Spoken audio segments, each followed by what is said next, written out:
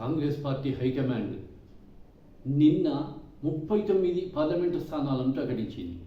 BJP అయితే 195 ప్రకటించింది ఒకటేసారి. కాంగ్రెస్ 39 ప్రకటించింది.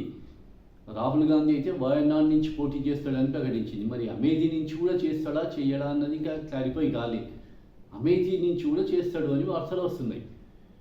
ఇక మన తెలంగాణ రాష్ట్రానికి వచ్చి 4 ఎంపీ సీట్లు కన్ఫామ్ అయ్యాయి. మహబూబ్ నగర్ వచ్చి వంశీచందర్ రెడ్డి, ఇది ఆల్రెడీ రేవంత్ రెడ్డి గారు ముందే ప్రకటించిండు. నెక్స్ట్ వచ్చి జహీరాబాద్ సురేష్ షెట్కార్, ఇంకొకటి మహబూబాబాద్ బలరాం నాయక్ కన్ఫామ్ అయింది. నల్గొండ వచ్చి జానారెడ్డి పెద్ద కొడుకు రఘువీర్ రెడ్డికి కన్ఫామ్ అయింది ఎంపీ సీటు. ఆల్రెడీ జానారెడ్డి చిన్న కొడుకు జైవీర్ రెడ్డి ఎమ్మెల్యేగా ఉన్నాడు. అంటే ఒక్క ఫ్యామిలీ నుంచి 2 ఇచ్చిళ్ళు వాళ్ళకు, ఒకటి ఎమ్మెల్యే ఒకటి ఎంపీ.